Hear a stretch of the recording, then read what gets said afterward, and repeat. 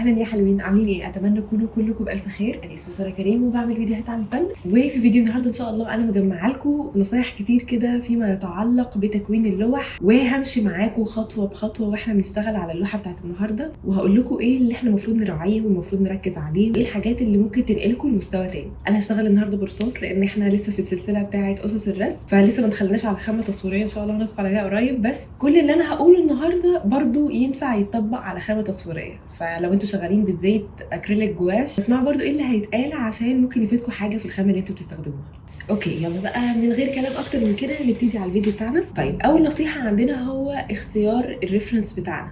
فانا مختاره الصوره دي بالاخص لان انا شايفه ان الظل والنور بتاعها واضح، في نقله ما بين التونات الفاتحه والتونات الغامقه واضحه، واقدر من خلالها اكون بيها لوحه كويسه. في ناس كتير قوي بتسيء اختيارها للريفرنس وبتختار لوح التونات بتاعتها متقاربه قوي، وانا ما بقولش ان دي حاجه وحشه، انا بقول ان هي ليها رسمها وليها لوحاتها، بس لو احنا لسه بنتعلم بس عن الظل والنور ليه نزعج نفسنا بالطريقه دي يعني. اوكي، بعد اختيارنا للصوره نبدا على اللوحه بتاعتنا. ايه اول حاجه المفروض نعملها؟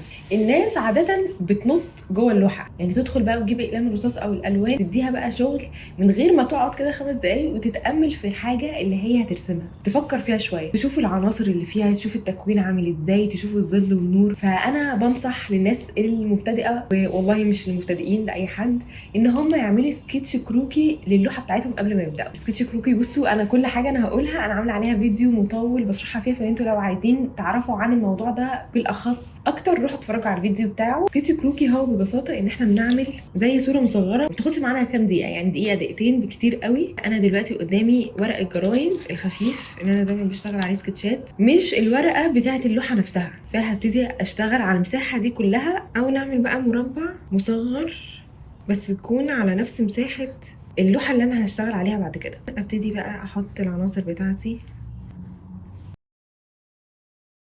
كده بشكل سريع.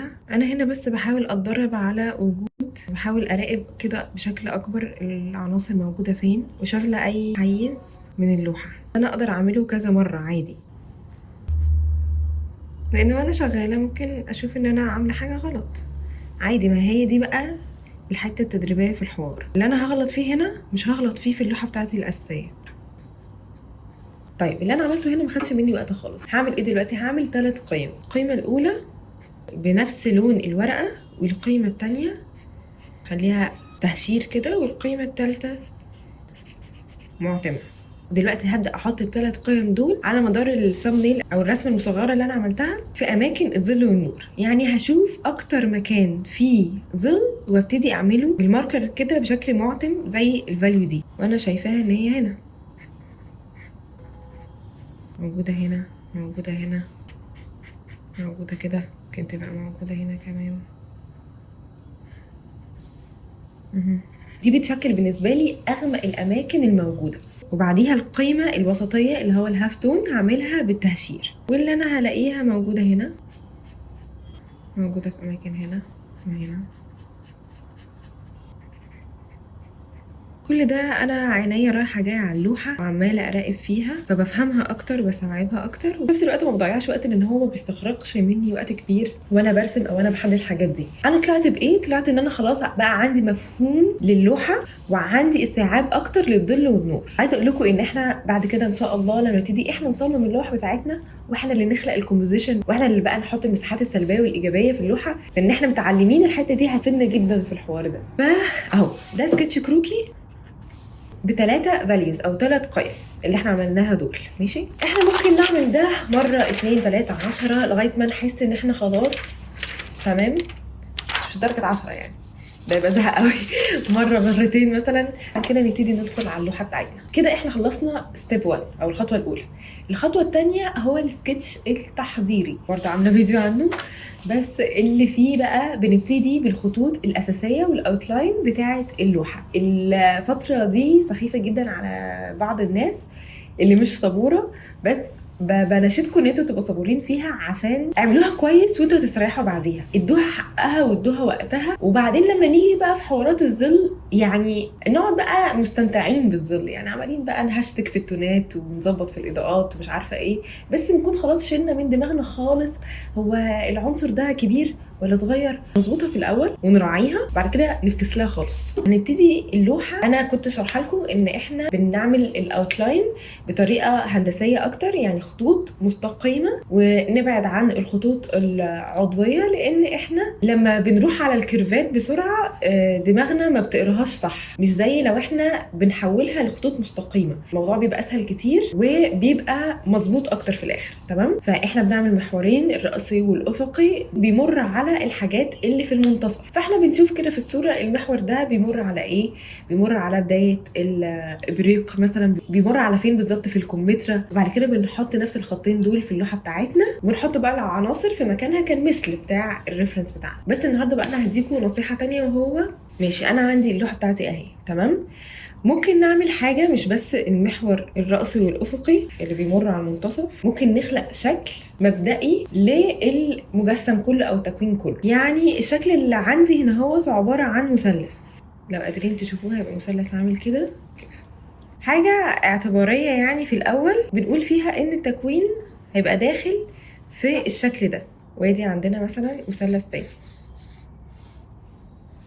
وبعد كده نبتدي بقى نشتغل على التكوين نفسه، نظبط فيه ونعمل ونسوي، بس هيبقى نسبيا التكوين كله شغال او معايا في المساحه اللي انا خلقتها دي. طبعا ده بيختلف عن كل تكوين والتاني، يعني مش كل تكوين هيبقى مثلث عامل كده، ممكن في تكوين بتبقى على شكل ال، يعني مثلا هتلاقوا في حاجه هنا اهو، وفي حاجات محطوطه هنا، يعني ممكن ده يبقى ابريق مثلا، حاجه عامله كده اهو، وفي هنا تفاحة، وهنا موزة جاية من ورا. اقدر اكونهم عن طريق ان انا بس بحط الشيب او الشكل بتاع المستطيل والمستطيل جنبه. تمام. فده لو يريحكم اعملوه، وممكن نعمل الاتنين في بعض، يعني مش لازم نبقى ماسكين في حاجة. والحاجة تانية هو ان انا كنت بقول لكم خلينا خطوط هندسية وكده، بس في حد تاني ممكن يبقى مستريح اكتر في الخطوط العضوية. وانا شفت كده ناس كانت شغالة بتشتغل كده، يعني بصوا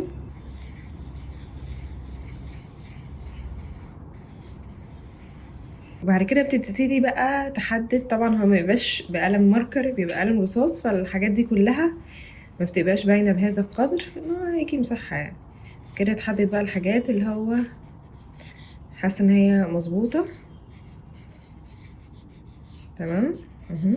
يجي هنا، يجي يعمل ده كده مثلا اهو،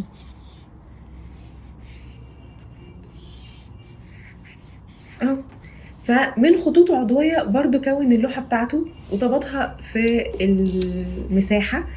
فيعني ده ينفع وده ينفع، حاولوا تجربوا. وانا بقول لكم الحاجه اللي انا بشوف مثلا ان هي ممكن تنفع مع ناس كتير، بس في الاول في الاخر ده انتوا كل واحد مختلف، وكل واحد هيوصل للاخر كده وهيحدد حاجه لنفسه هو مستريح فيها، ماشي على شخصيته اكتر. تمام. فتعالوا نروح بقى للنصيحه اللي بعدها، وهي استنى عشان افتكر. اوكي معلش انا قطعت الفيديو، بس عايزه افكركم ان انتوا تعملوا لايك لو حابين، وتعملوا سبسكرايب، لان ان شاء الله بدايه من الفيديو الجاي هبتدي سلسله البورتريه، فممكن يبقى في ناس كتير منكم عايزه تعرف عن الموضوع اكتر، فما تنسوش تشتركوا وتتابعوا فيديوهاتي. وحاجه كمان في فنانه جميله اسمها اسماء كتبت لي كومنت عن اقتراح لفيديو، وان انا اجمع شغلكم، يعني رسومات انتوا رسمتوها تبعتوها لي وانا هعلق عليها، ونشوف ايه الكويس فيها عشان نتعلم منكم برضو، وايه الحاجات اللي ممكن تتحسن او الاخطاء اللي احنا المفروض نركز عليها اكتر. فلو حابين تشتركوا معايا يا ريت، انا متحمسه جدا ان انا اعمل فيديو زي ده. فابعتوا لي على انستجرام اي رسمه انتوا عايزين تبعتوها، وانا هجمعهم واعمل لكم فيديو ان شاء الله. بس كده، يلا بينا نكمل على الفيديو. هنبتدي ندخل على التظليل.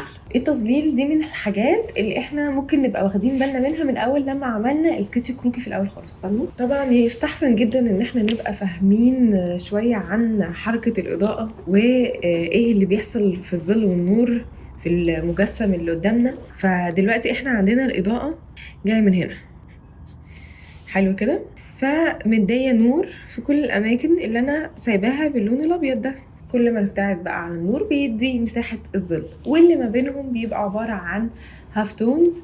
ده غير طبعا الريفلكتد لايت هو عباره عن ان الضوء لما بينزل على اي سطح بيبتدي ينعكس، كون لنا مكان مش فيه اضاءه، بس افتح شويه في المكان بتاع الظل في العنصر بتاعنا. تمام، فاحنا بس بنحاول نركز هي الاضاءه جايه منين، ونبتدي نلعب بقى اللعبه بتاعه النوتان. النوتان من اكتر الحاجات المفيده في الحياه.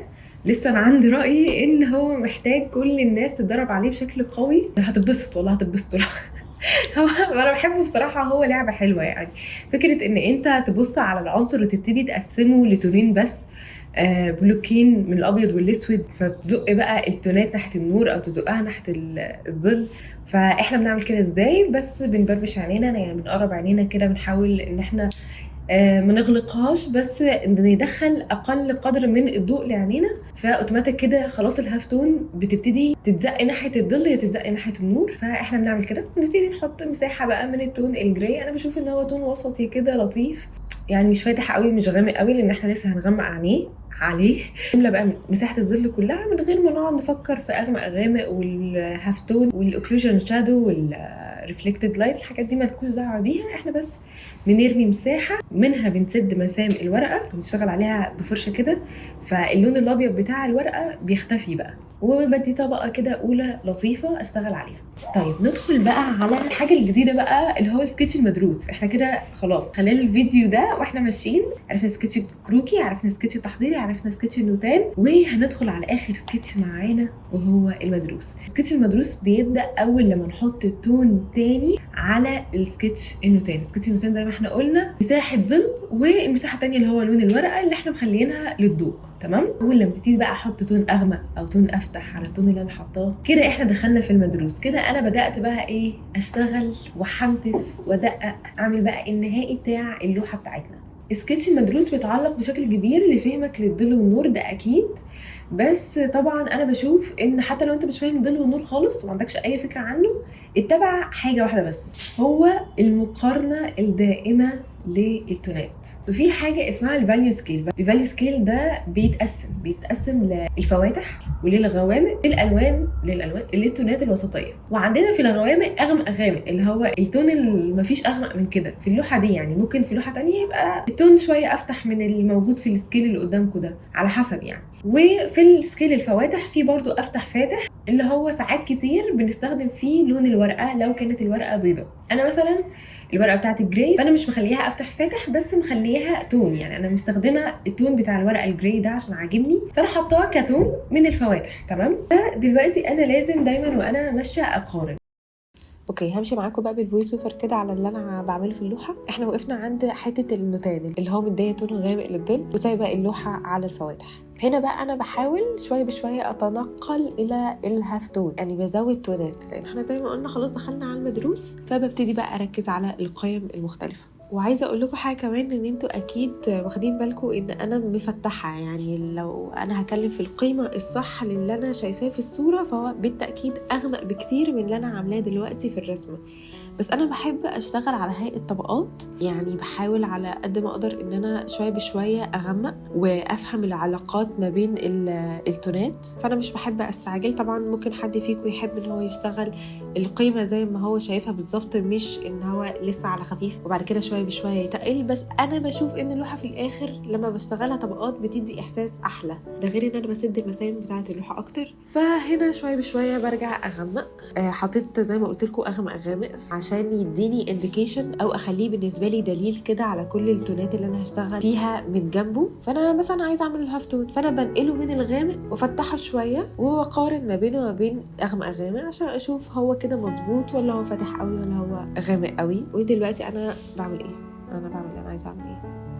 انا بعمل حاجه او ماشي، انا بتحرك، يعني انا بكمل تغميق. دي حاجه على فكره مهمه قوي ان انتوا تتحركوا على مدار اللوحه، لان في ناس بتمسك عنصر وتخلصه. يعني انا همسك عنصر الكمثرى واقعد اعمل فيه كل المراحل مره واحده لغايه ما يتفنش، وبعد كده اروح للعنصر اللي جنبيه اللي هي الكمثرى الثانيه. فانا بحب دايما المرحله اللي انا شغاله فيها اعملها على كل العناصر بتاعه اللوحه، امشي بيها على اللوحه كلها عشان يبقى الاحساس واحد. لو في ناس متابعيني من فنون جميله هتفهم الموضوع ده، لان بيبقى عندهم امتحانات وعندهم تسليمات، فالاحسن بس مثلا لو انتوا مزنوقين في الوقت او الوقت الامتحان خلص عليكم ان انتوا تسلموا اللوحه على مرحله واحده كلها متكامله، حتى لو مش متفنشه بس تكون كلها ظاهره بنسبه ما. فلو انا اشتغلت على عنصر واحد مش هيبقى كلها ظاهره. ده غير ان انا بريح عيني من العنصر لو انا مركزه على حاجه قوي قوي قوي وبعد كده تنقلت لحاجه تانية، لما برجع لها بصوره فريش، يعني برجع بسهوله اشوف الحاجات الغلط اللي انا عملتها واعدلها. انا بحاول طول ما انا شغاله كمان اركز في حته الحواف، انا هشرحها كمان شويه، بمعنى ان انا بشوف الى اي مدى انا مفروض ادمج الحاجه اللي انا شغاله عليها، لان في حاجات محتاجه تندمج اكتر عن حاجات تانية. وكمان في ناس بتميل قوي ان هي تسيح، انا مش بفضل ده. يعني انا بشتغل بفرشه، بسيح بفرشه بس في الاوائل خالص وفي اماكن معينه، ودايما برجع عليها وبشتغل عليها طبقه من رصاص تاني، عشان التلييس ده مش دايما بيبقى انجح حاجه. بس برضه لو انتوا بتحبوا الشكل ده، يعني مين انا عشان اقول لكم ما تعملوش كده. يعني هنا انا بدات اشتغل على القماشه بنفس الشغل بنفس التكنيك، مفيش حاجه بتختلف. برضو دايما بقارن، هو ده الحاجه المهمه، لان لو في اي قيمه انا مش قادر احدد هي كده صحيحه ولا لا، دايما بقارنها بقيمه جنبها، بشوفها كده في الصوره هي افتح من اللي جنبها باي قدر. لو هي افتح مثلا بقدر قيمتين او تونين افتح، فانا خلاص هفتحها بقدر قيمتين. في ناس كمان كتير قوي بتحب تنجرف او تجري ورا التفاصيل والديتيلز المحطوطه في اللوحه، بس انا بشوف ان احنا محتاجين نسيب الحاجات دي للاخر خالص. افهموا بس الفورم وحسوا بالتجسيمه والظل والنور بتاع العناصر، ده اهم حاجه احنا المفروض نخلي بالنا منها، والتفاصيل بعد كده شويه بشويه هنركز عليها. زي دلوقتي خلاص انا بدات احاول اعمل تفاصيل اكتر في القماشه، بمسح المفروض يتمسح عشان هي انا شايفه ان هي فيها زي زخرفه، فبحاول اعملها كده شويه بالاستيكه عشان ادي الاحساس ده. وانا حاسه ان هي شكلها لطيف، يعني هيبقى شكلها لطيف في الاخر سكوفاي. يعني مثلا حاجه زي كده انا اديت تون وبعد كده مسحته، ممكن حد بقى يعصلج الموضوع قوي ويخليه كومبليكيتد اكتر في ان هو يغمق على الفاتح، يقعد بقى يعمل التفاصيل. فهو على ايه يعني؟ ما هو كده الشخص اللي هيشوف هيفهم في الاخر ان دي قماشه، بس انا اخدتها بطريقه الاسهل. ودلوقتي انا بحط بقى افتح فاتح الاماكن اللي فيها هايلايت او لساعات الاضاءه يعني، ودي اكتر مرحله كانت ممتعه في اللوحه كلها عشان هي نقلتها لحته تانية بقى، خلت الموضوع فيه كده شويه كونتراست او تباين اكتر، وده الجميل قوي في الورقه الجراي يعني. وحتى الحركه دي في البورتريه هتبقى حلوه قوي، وده قلم فحم ابيض على فكره بالمناسبه يعني. بس كده، انا عارفه ان انا مسرعه الفيديو ده، بس لو انتوا عايزين انزل فيديو مطول من غير تسريع خالص للوحه دي وهي بتتعمل قولولي وهنزلها لكم.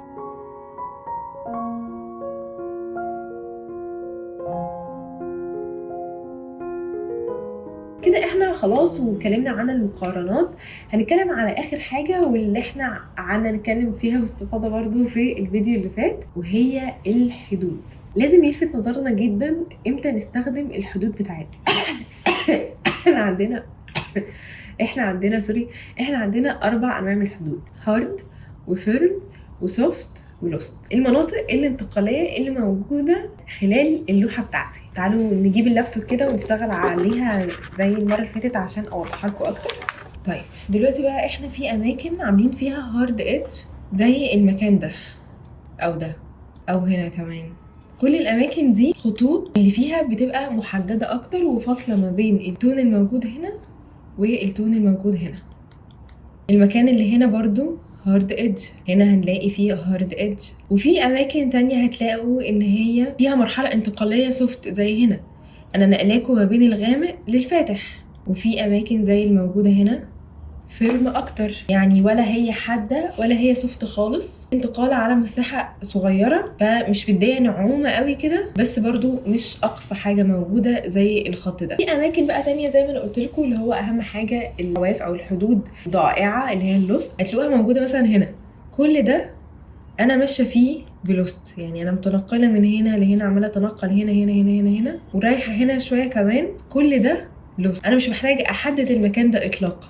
وبرده هنا اهو هتلاقوا ان مفيش اي حاجه محدده. وفي الكوبايه تقريبا اللي ورا دي مخلياها الترانزيشن سوفت ولوست كتير، عشان انا مش عايزاها تبقى باينه قوي، لان هي اصلا مش عاجباني وجودها يعني.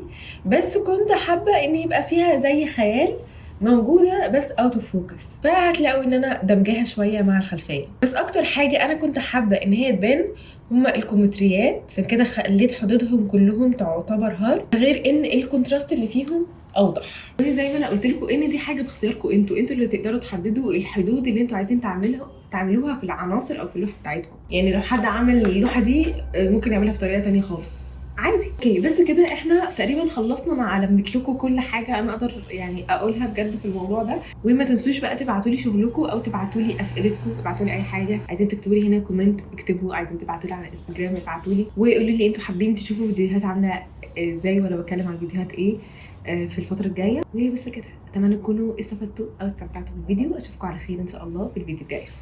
سلام.